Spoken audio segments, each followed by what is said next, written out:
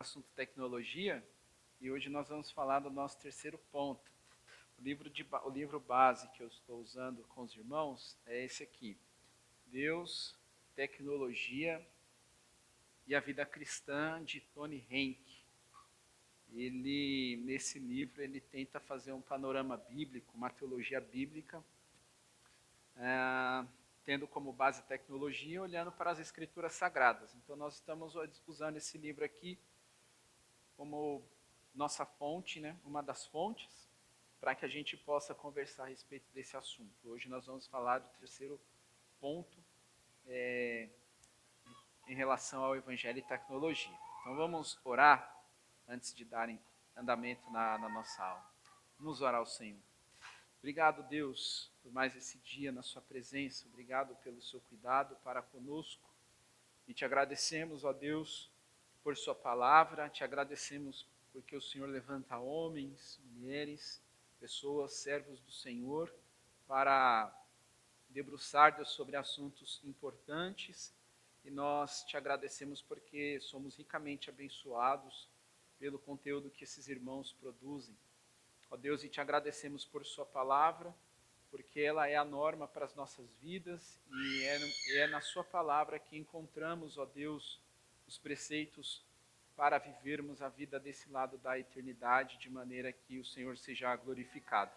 Pedimos ao Senhor que nos abençoe nessa aula e nos dê graça para que cresçamos em Ti, em nome de Jesus. Amém. Então, meus irmãos, nosso texto base se encontra em 1 Coríntios, capítulo 10, versículo 31, onde o apóstolo Paulo diz lá, que é um versículo conhecido de todos nós: portanto, se vocês comem ou bebem ou fazem qualquer outra coisa, façam tudo para a glória de Deus. Então, desde as atividades mais corriqueiras e mais simples, que é comer e beber, uma coisa fácil, que nós fazemos com bastante frequência, Paulo nos orienta que nós devemos fazer, executar essas atividades para a glória de Deus. Então, quando Paulo usa como pano de fundo ou como alicerce atividades ou situações que a gente faz rotineiramente, a gente pode expandir isso para outras questões da nossa vida. Tudo que a gente faz, tudo que vem à nossa mão, nós devemos fazer para a glória de Deus. Passando para o próximo slide aí, só relembrando o que a gente viu mais ou menos na aula passada. Nós vimos que a tecnologia não é neutra, ela comunica valores e pode moldar a nossa fé. Toda empresa ou toda pessoa que desenvolve alguma tecnologia, alguma inovação, ela coloca naquilo que ela está fazendo as suas crenças. E quando nós fazemos uso de certas tecnologias, se nós não termos um cuidado, ela vai moldar as nossas vidas, vai moldar a maneira como nós enxergamos o mundo e vai moldar a nossa fé também. Nós vimos também que Deus usou a tecnologia para a preservação, e nós vimos isso em Noé, na construção da arca, onde Noé ele constrói a arca e ele também betuma a arca por dentro e por fora para que a água do dilúvio não entrasse na arca. E nós também vimos que o homem usou a tecnologia para a rebelião ali em Babel, quando os homens quiseram construir uma cidade, uma torre, e usaram também de tecnologia, mas não para a glória de Deus, mas para rebelião. Vimos também que a tecnologia pode servir à fé ou alimentar a independência de Deus. A tecnologia, ela atinge diretamente as nossas relações uns com os outros e também em relação a Deus. E aí a relação de Deus com a tecnologia é que ele governa. Deus está acima dela. Deus a conduz.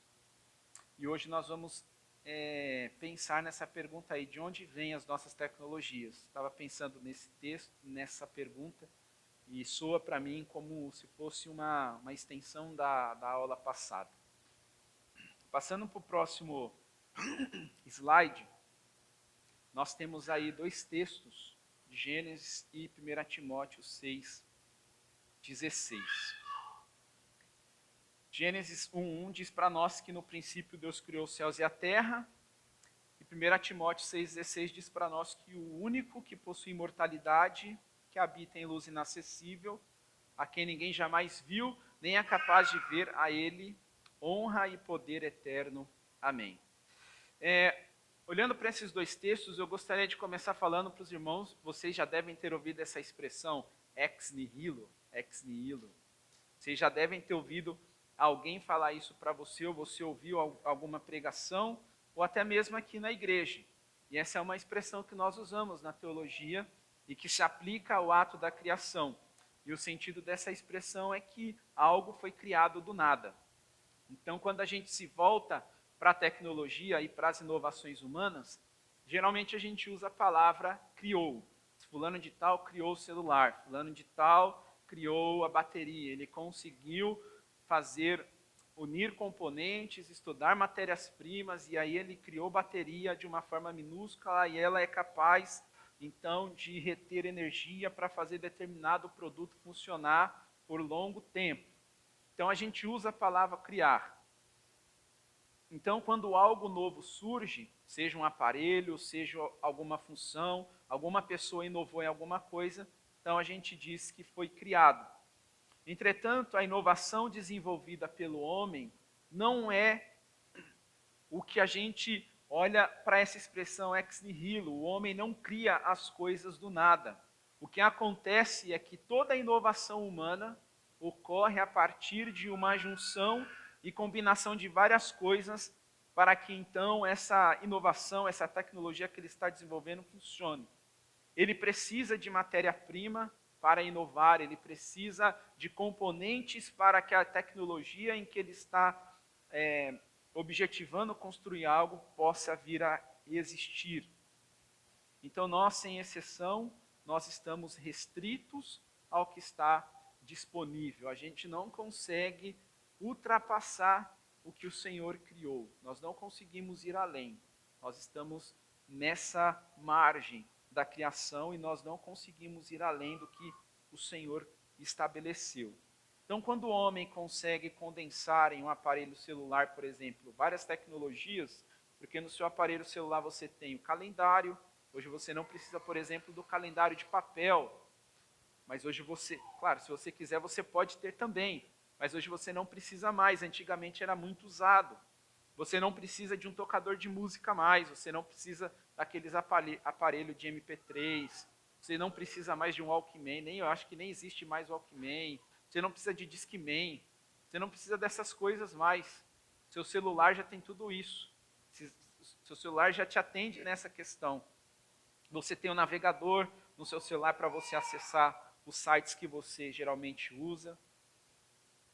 Consegue desenvolver uma bateria pequena, o homem consegue fazer isso com vários miliamperes, então você tem aí celulares que duram 2 dias, 3 dias, a depender do seu uso, tem uma autonomia energética muito grande. Então, todo esse desenvolvimento, por mais que a gente possa atribuir à pessoa que está fazendo isso como uma atividade de criação, se nós vamos mais fundo, a gente pode dizer que o que esse homem ou o que essa mulher está fazendo é uma descoberta. As inovações do homem, antes de serem colocadas à disposição, tendem a passar por inúmeros testes. E vários erros acontecem. Você que trabalha, por exemplo, na verdade no seu ramo de atuação, seja você funcionário de uma empresa ou você ter a sua própria empresa. Dependendo do que você vai fazer, você submete aquilo a vários testes. E quando você submete a vários testes, acontecem vários erros. E quando acontecem os erros, você volta para a prancheta de novo. O que aconteceu de errado? Onde eu preciso melhorar? O que eu preciso tirar? O que eu preciso inserir? Será que eu vou precisar de mais investimento? Será que eu vou precisar de mais pessoas? O que eu vou precisar fazer, então, para que aquilo que eu estou desenvolvendo aconteça? Então, as nossas inovações, as nossas tecnologias, elas passam por esse processo. A gente precisa entender o que está acontecendo para, então, a gente chegar numa versão final e dizer, não, isso daqui está bom, vou colocar para o mercado, vou usar na minha casa, vou disponibilizar para as pessoas. Na realidade, quando a gente fala em tecnologia, a gente pode relacionar ela, por exemplo, com aquele amigo seu que ele tem uma piscina. E você vai na casa dele, brincar na piscina dele. Ela não é sua, é dele. Certamente a brincadeira na piscina do seu amigo é garantida. As inovações do homem não são criadas a partir do nada. Elas são frutos de descobertas e aplicações de técnicas. As inovações humanas, na verdade, as inovações humanas acontecem em um terreno delimitado, que é como se fosse essa piscina do seu amigo. Ela acontece nesse terreno delimitado por outra pessoa, ou melhor dizendo, pelo dono. Então, quando a gente olha para o texto de Gênesis, o texto das Escrituras nos diz que Deus criou os céus e a terra. Então, ex nihilo, criado a partir do nada, só se aplica a Deus, pois Ele criou todas as coisas a partir do nada.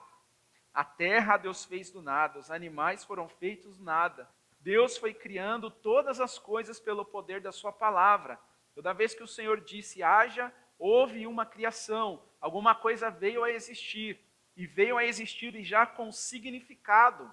Aquilo que Deus criou não passou por teste, Deus não voltou para a prancheta, Deus não revisou a sua criação, Deus não errou nos seus intentos. O Senhor simplesmente disse e as coisas foram sendo criadas e foram boas. O Senhor disse que a sua criação era boa.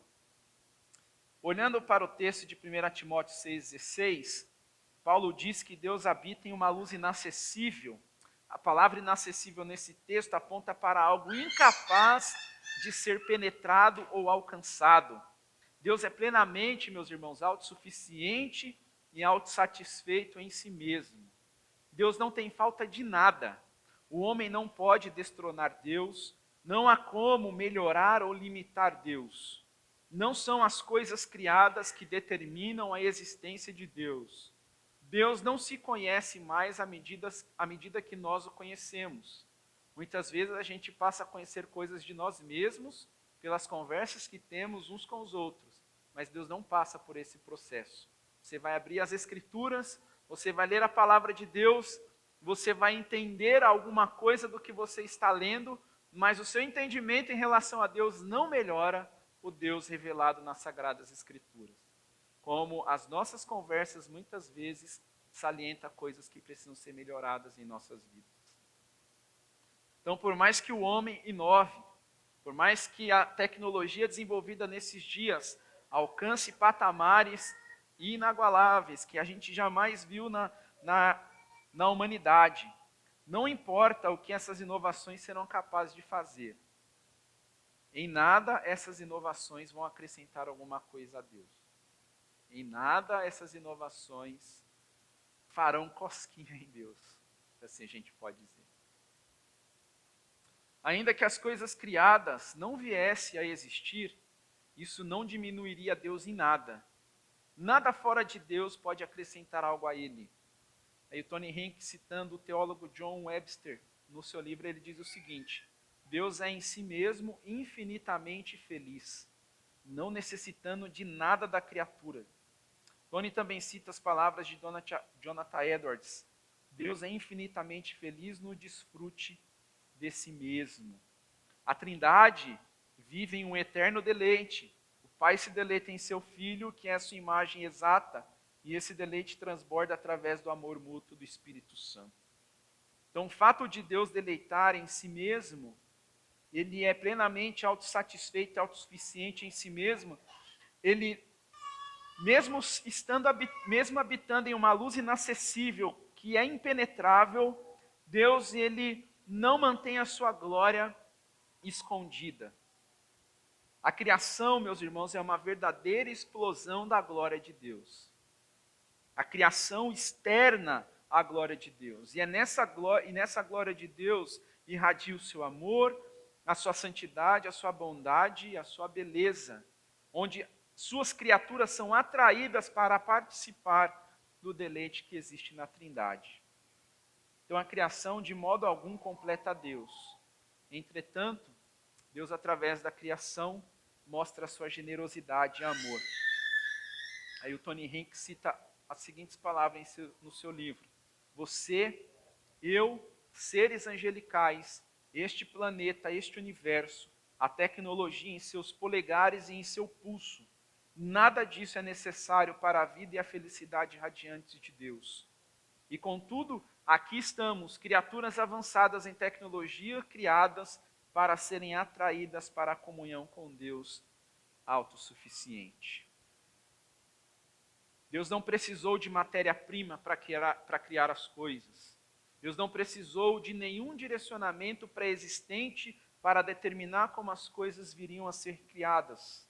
Deus não copiou as coisas que criou de alguém. Ele fez o que vemos hoje na criação a partir do nada.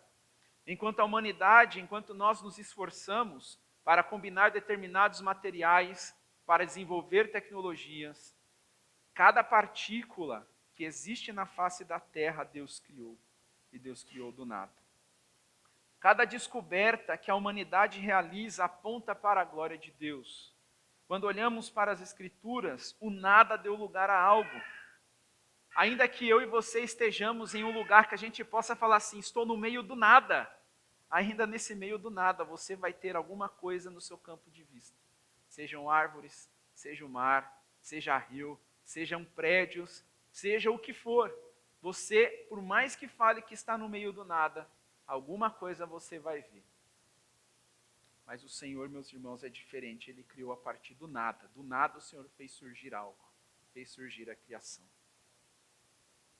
Toda inovação humana só é possível porque o que não existia passou a existir. As coisas só existem porque Deus as criou segundo o seu soberano conselho. Alguma dúvida até aqui, irmãos? Alguma colocação? Então vamos passar para o próximo slide. Texto de Gênesis 4, versos 1 a 5, nós temos o episódio aí depois da queda de Adão e Eva. Eles foram expulsos do jardim. Então eles dão seguimento às suas vidas e eles passam a gerar filhos. Eu gostaria de ler com os irmãos esse texto de Gênesis capítulo 4, dos versos 1 a 5. Diz assim a palavra de Deus. Adão teve relações com Eva, a sua mulher. Ela ficou grávida e deu à luz a Caim. Então ela disse, adquiri um varão com auxílio do Senhor. Depois deu à luz Abel, irmão de Caim. Abel foi pastor de ovelhas e Caim foi agricultor. Aconteceu que ao fim de um certo tempo, Caim trouxe do fruto da terra uma oferta ao Senhor. Abel, por sua vez, trouxe das primícias do seu rebanho e da gordura deste. O Senhor se agradou de Abel e de sua oferta, mas de Caim e de sua oferta não se agradou. Caim ficou muito irritado e fechou a cara. Então o texto nos informa aí que Eva deu à luz a Caim e Abel. Os irmãos Caim e Abel possuem habilidades e cada um dá seguimento à sua vida e eles aplicam técnicas em áreas diferentes. O texto nos informa que Caim era um agricultor e ele certamente conhecia bem o solo em que ele semeava e colhia, e Abel foi um criador de ovelhas. Ele também aplicava técnicas para cuidar daqueles animais. Ambos, em suas profissões, eram hábeis naquilo que faziam. Mas no desenvolvimento da história desses irmãos, os acontecimentos não são bons, não são de felicidade. Não temos um irmão se alegrando com o outro. O texto das Escrituras nos mostra que Caim trouxe uma oferta ao Senhor. Caim é a primeira pessoa registrada nas Escrituras Sagradas que dedica algo ao Senhor mediante a sua produção. E Abel segue a mesma linha do seu irmão e também da produção que ele fez ali com os animais que ele cuidava. Ele também trouxe uma oferta ao Senhor. Ele traz as primícias do seu rebanho. O texto diz para nós que a oferta de Abel foi aceita e de Caim não. A Bíblia explica para nós em Hebreus 11:4, e a gente tem clareza o porquê que a oferta de Abel foi aceita e a de Caim não.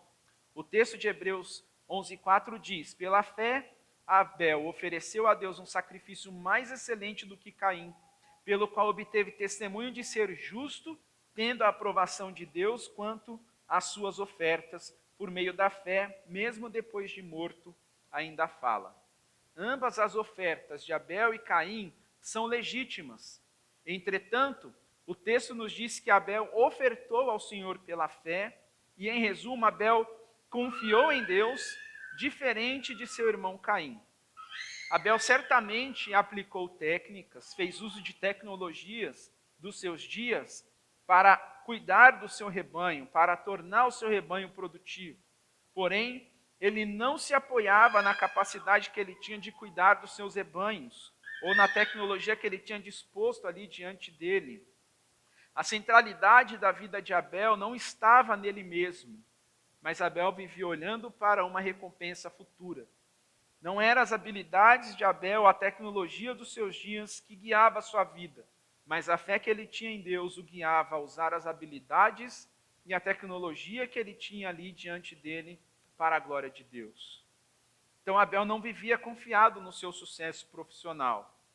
Ele vivia confiado em Deus e, em certo sentido, ele confiava que receberia de Deus o que as suas habilidades e tecnologia nunca poderiam dar a ele. A produção dele atenderia a ele ali na sua vida terrena. Mas a esperança de Abel estava além dessa vida terrena. Ele não coloca a sua esperança no que ele sabia fazer com maestria. Ele era alguém que cuidava de um rebanho, mas a esperança dele não estava na habilidade das suas mãos. Pelo contrário, Abel era orientado pela fé que ele tinha em Deus. E isso conduziu ele a consagrar e santificar suas habilidades e tecnologia que ele usava para o próprio Deus. Então a produção de Abel, a ação de Abel glorificava ao Senhor no uso das tecnologias que ele tinha ali disposto diante dele. Em relação a Caim, ele foi para um caminho diferente. Ele não consagrou a Deus a sua vida e as inovações que ele desenvolveu para cuidar da terra e desenvolver a sua agricultura. Possivelmente, ele não era orientado pela fé, mas vivia confiado na vida presente. Um olhar puramente externo, certamente a gente não vai enxergar uma diferença entre Caim e Abel, porque ambos estão ofertando ao Senhor. Mas o coração de Caim não estava nas mãos do Senhor como é o coração de Abel. O coração de Abel estava refugiado em Deus. Por isso, toda a inovação e produção de Abel era para a glória de Deus, mas a de Caim visava apenas o sucesso terreno. E a gente precisa sempre nos fazer uma pergunta, meus irmãos, se nós somos orientados pela fé ou não. Porque, de certo modo, todos nós estamos envolvidos com a tecnologia. Ela está presente nas mais diversas situações. Seja no uso da colher, seja no uso do seu fogão, seja no uso do alfabeto que você usa para conjugar palavras, para falar com as pessoas. A tecnologia está presente. Mas a gente precisa da graça de Deus para viver sendo orientado pela fé. Viver de forma teológica, como Abel viveu nos seus dias. E o texto nos diz aí que pelo fato de Caim a oferta dele não ter sido aceita, ele ficou irritado. Mas Deus, que é misericordioso, vai até Caim, exorta Caim, encoraja Caim a fazer o que é certo para que ele então fosse aceito. Porém, o Senhor disse para ele que se ele optasse por não fazer o que é certo, Deus diz para ele que o pecado estava à porta, à espera dele. Deus disse também para ele que o desejo do pecado será contra ele, mas que era necessário que Caim o dominasse. Gênesis 4, 6 e 7 está escrito isso aí. E Caim, o que ele faz? Ele não dá ouvidos a Deus. Ele chama o seu irmão para ir ao campo, você conhece a história, e ali ele mata Abel. De fato, o desejo do pecado dominou Caim, pois ele não ouviu o conselho de Deus e preferiu ouvir o pecado. Então Deus vem a Caim novamente, porém Caim não se mostra arrependido, e ele trata a Deus com profundo descaso. E aí o juízo de Deus vem sobre Caim, e o juízo foi que ele seria maldito sobre a terra, cuja boca se abriu para receber o sangue de Abel. Caim, que era habilidoso e fazia uso de tecnologia para usar o solo, para plantar, para fazer uso do solo, agora Deus diz que quando ele lavrasse o solo não daria força para ele. Então, tudo aquilo que ele sabia, se ele usasse para trabalhar o solo não produziria mais. Ele seria fugitivo e errante sobre a terra. Se a gente olhar a grosso modo, Caim matou seu irmão e ele merecia a morte, mas Deus preserva Caim. Por que Deus preservou Caim? Por que Deus não também tirou a vida de Caim? Passando para o próximo slide, nós temos algumas respostas do porquê que Deus preservou Caim.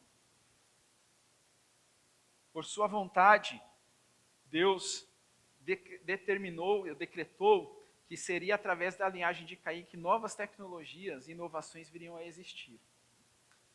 É a graça comum, meus irmãos, e a graça de Deus. Caim era habilidoso no cultivo do solo, mas com o juízo de Deus sobre ele, ele planejou e executou o primeiro projeto urbano. O solo já não lhe era favorável, mas aí então ele cria o primeiro projeto urbano. Gênesis capítulo... Tá grande aí, né? Gênesis capítulo 4, verso 17 diz: e Caim teve relações com a sua mulher, ela ficou grávida e deu à luz a Enoque. Caim edificou uma cidade e a chamou de Enoque, o nome de seu filho. Então Caim, que era habilidoso com o solo e o solo não lhe era mais favorável, agora ele está em um outro lugar e ele cria uma cidade. Ele edifica, na verdade, uma cidade. E ele também dá um nome para essa cidade, patenteando aquela cidade que ele acabou de fazer. Na geração de Caim também vem a prática da poligamia. Enoque tomou para si 2 esposas. Em Gênesis capítulo 1 e 2, quando Deus cria o homem e a mulher, ali já fica estabelecido a monogamia. Deus não é a favor da poligamia. Isso daí é um pensamento humano, é o pecado do coração do homem que leva isso adiante. Então, de Enoque e as suas esposas nascem 4 filhos, e a gente comentou a respeito deles um pouco nas aulas passadas. Ada dá luz a Jabal, e a Bíblia diz, nesse texto de Gênesis, que Jabal, ele foi o pai dos que habitam em tendas e possuem gados. Abel era um criador de ovelhas, mas Jabal criava vários tipos de animais. Jabal também inventou as habitações móveis, têxteis, duráveis e linhas específicas de animais, basicamente o que chamamos hoje de primórdios rudimentares da genética. Jabal tinha um irmão chamado Jubal, e de acordo com as escrituras, ele é o pai dos que tocam harpa e flauta. Jubal foi aquele que trabalhou com a música e desenvolveu instrumentos para isso. E hoje nós fazemos uso de instrumentos para louvar o nosso Deus. O terceiro irmão é o Tubal-Caim. Ele é o pai da indústria de fabricação de ferramentas. É com ele que se passa a criar e modelar todo o instrumento cortante de bronze e de ferro. E aí nós temos também Naamá. Não temos muita informação dela nas escrituras sobre os seus feitos. O que sabemos é que o seu nome significa agradável ou amável. Alguns sugerem que ela era uma cantora, que a voz dela, na verdade, era afinada e possivelmente ela ajudou o seu irmão na questão das músicas, mas isso nós não temos certeza. O ponto, meus irmãos, é que a geração de Caim são de pessoas extremamente habilidosas, que desenvolveram inovações em seus dias, que foi importante naquela época e que a gente faz uso hoje de uma forma muito aprimorada, porém esses avanços tecnológicos não moldaram eticamente esse povo e nem moralmente, porque por mais brilhantismo inovador que a geração de Caim tivesse e teve, a gente percebe que a vida deles diante de Deus é uma vida totalmente vazia, minguada, não acontece. Pelo contrário, é uma vida ímpia. Caim foi preservado para que uma cultura material multifacetada fosse desenvolvida. Deus preserva Caim, e Deus não estava preservando somente Caim, mas toda a linhagem que viria a partir dele e o que seria produzido, que é o que a gente vê aí. Podemos fazer uma pergunta à luz de tudo isso, então, em relação com o dilúvio, tudo isso foi eliminado? Então, como tudo isso foi preservado? E a resposta de Deus é que Deus preservou toda essa produção da geração de Caim por meio de Noé e da arca. Noé foi um grande engenheiro dos seus dias. Noé fez uma embarcação muito grande, a mando de Deus. E certamente ele aplicou a tecnologia dos seus dias para a construção daquela arca. E todo o conhecimento que eles tinham naqueles dias, após as águas do dilúvio baixarem, foi difundido entre as pessoas que foram crescendo e sendo criadas naqueles dias. Interessante ressaltar que Noé faz parte da linhagem de Sete. E Sete foi o filho que Adão teve com Eva, e a partir da linhagem de Sete, a Bíblia diz que o Senhor Deus passou a ser invocado. Então aquilo que foi possivelmente abortado em Abel foi substituído em Sete. Tony Henke cita em seu livro algo interessante. Ele diz: a terra rejeitou Caim, Deus rejeitou Caim, mas Deus não matou Caim. Em vez disso, Deus escolheu canalizar a sua graça comum através da linhagem de Caim para abençoar o mundo. Um rebelde assassino e sua família rebelde tornaram-se a escolha de Deus para liberar novas inovações no mundo. Indústrias inteiras foram levadas por Noé para o novo mundo e transmitidas a nós hoje. Então nós fazemos uso de instrumentos musicais, nós fazemos uso de materiais cortantes, afiados, nós fazemos uso hoje, quem gosta de acampar de barraca, de tendas e assim por diante. Então a Bíblia nos mostra a origem de algumas coisas que a gente hoje vive, que a gente tem à nossa disposição. Passando para o próximo slide aí, meus irmãos, alguém tem alguma dúvida até aqui? Vamos continuar. Então, de onde vêm as nossas tecnologias? Texto de Isaías, capítulo 28, dos versos 23 a 29, nos ajuda a responder essa pergunta. O texto diz assim: prestem atenção e ouçam a minha voz. Estejam atentos e ouçam o meu discurso. Será que o agricultor está sempre lavrando a fim de semear? Será que ele está sempre abrindo sulcos na terra e desfazendo os torrões? Não. Pelo contrário, depois de ter nivelado a superfície, ele espalha o endro, semeia o cominho, planta o trigo nos sulcos e a cevada no devido lugar e o centeio nas bordas. Pois o seu Deus o instrui devidamente e o ensina. Porque não se debulha o endro com instrumento de trilhar, nem se passa roda de carro sobre o cominho, mas o endro é debulhado com uma vara e o cominho com um pedaço de pau. O cereal é debulhado, mas o lavrador não o trilha sem parar. As rodas do carro passam por cima dele, mas os seus cavalos não esmagam os grãos. Também isso procede do Senhor dos Exércitos. Ele é maravilhoso em conselho e grande em sabedoria. Então o texto de Isaías nos traz aí uma compreensão da origem material das inovações que a gente presencia em nossos dias. Então o texto em questão nos mostra as técnicas agrícolas dos dias de Isaías, o que de certa maneira elas seguem até hoje, porém com mais tecnologia envolvida. Isaías nos direciona a observar as práticas preparatórias do solo que são necessárias antes que uma cultura possa ser plantada. No verso 24 ele diz aí, ele questiona a respeito do agricultor, se ele está sempre lavrando a terra a fim de semear, ou se está sempre abrindo sulcos na terra e desfazendo os torrões. A resposta é não. O agricultor não faz isso sempre. Diante disso surge a questão, então, quem foi que disse para o agricultor abrir os sulcos, desfazer os torrões, algumas vezes e não a todo momento? Certamente tem um padrão para o cultivo da terra, e quem foi que ensinou o agricultor, então, esse padrão para que ele pudesse ter melhores resultados? Quem trouxe isso para esse agricultor? O agricultor nivela a superfície e após a terra estar pronta, então ele espalha as sementes de endro e cominho. Não só isso, nos sulcos abertos ele planta o trigo, a cevada no devido lugar e nas bordas ele planta o centeio. O que o texto nos mostra é que cada semente tem um local apropriado para ser plantado, para ser plantada. A pergunta que a gente pode fazer então, quem ensinou o agricultor essa multicultura? Quem é que está por trás das técnicas humanas para o plantio? É o agricultor?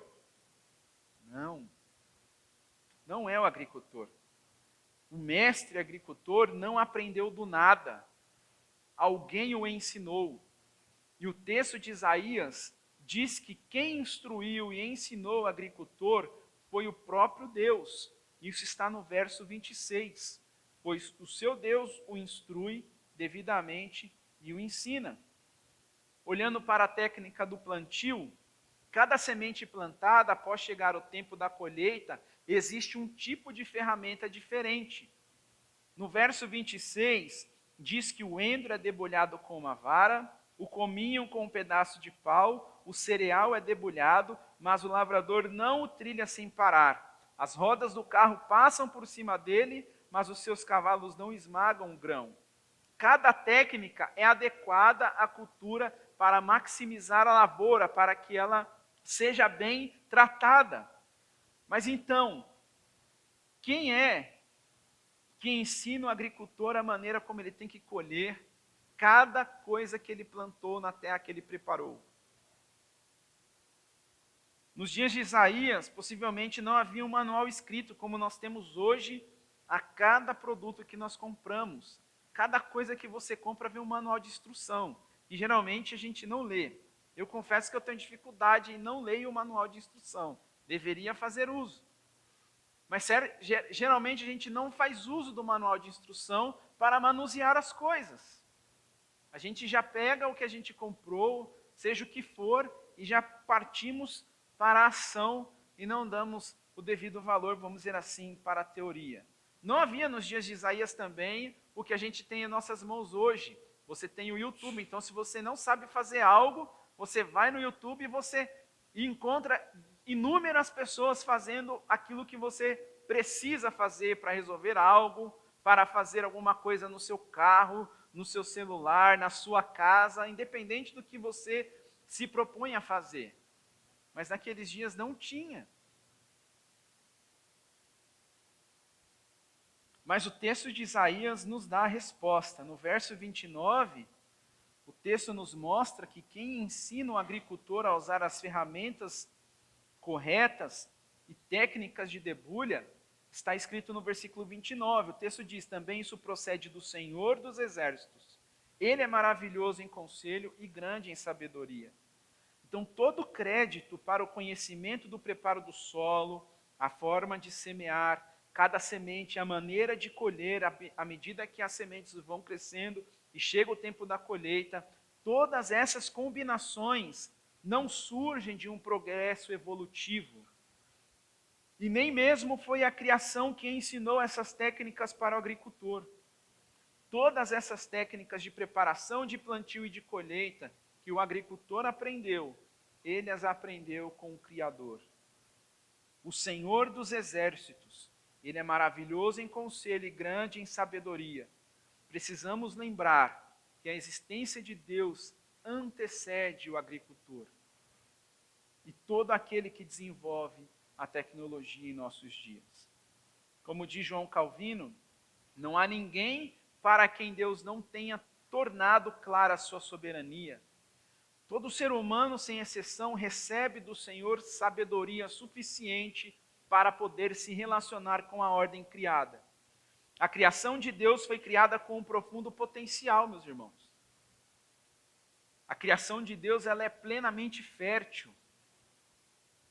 A criação de Deus foi criada para que a gente faça uso dela.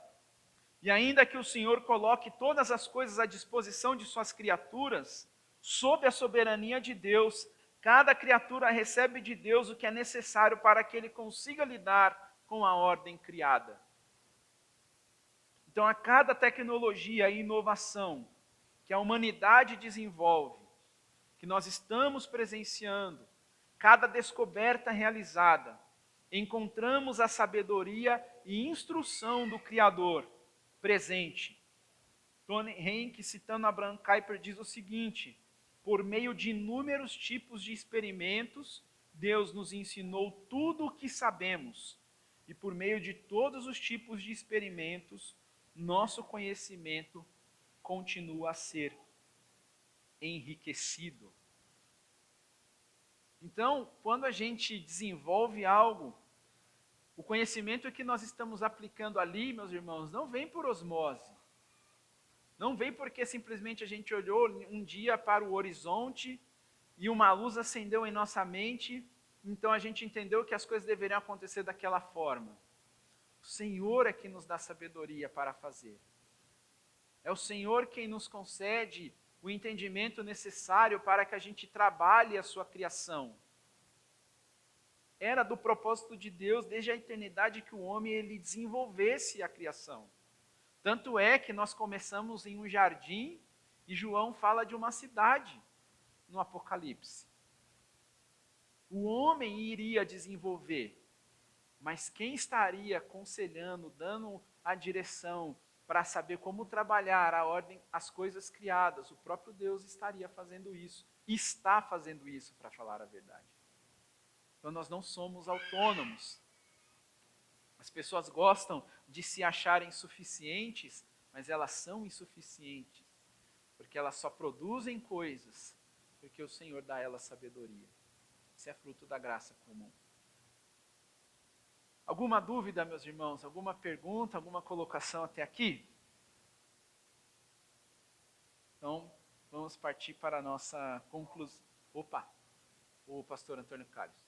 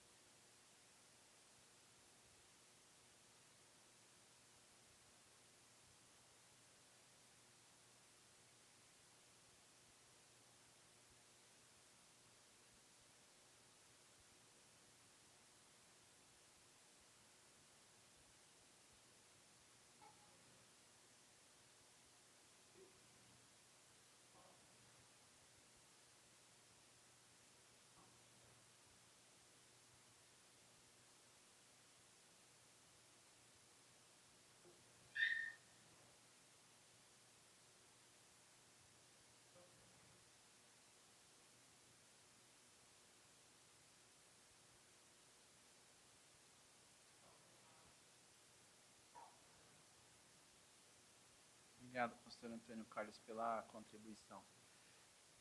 E é isso mesmo, a gente precisa da graça de Deus, porque o Senhor nos deu sabedoria para trabalhar as coisas criadas, né? Infelizmente, a gente vive sob os efeitos da queda, então o que a gente vê hoje são as pessoas usando da habilidade que possuem para fazer coisas ruins, para fazer uso da tecnologia para coisas que não glorificam a Deus. Mas alguém quer falar, complementar, perguntar? Não, então vamos partir para o próximo slide aí, que é algumas conclusões. Primeira coisa, meus irmãos, nós não criamos do nada. Nós não temos essa prerrogativa como pessoas criadas por Deus. O que a gente faz é descobrir apenas aquilo que o Senhor colocou, imprimiu na sua criação. Nós introduzimos, na verdade, nós não introduzimos nada na criação. Toda inovação e tecnologia deriva da natureza, porque Deus, ao criar todas as coisas, faz com que os componentes necessários estejam presentes na natureza. Nós não criamos, nós descobrimos, aplicamos técnicas. O Senhor vai nos dando sabedoria para que a gente consiga unir esses materiais para desenvolver aquilo que nós estamos trabalhando. Segundo ponto aí, nenhum progresso tecnológico ocorre fora dos limites estabelecidos por Deus. Deus é o dono de tudo isso aqui, meus irmãos. Nós estamos usando uma linguagem mais dizer assim, mais fácil, nós estamos brincando, entre aspas, naquilo que Deus criou. Ele é o dono. Nós não somos.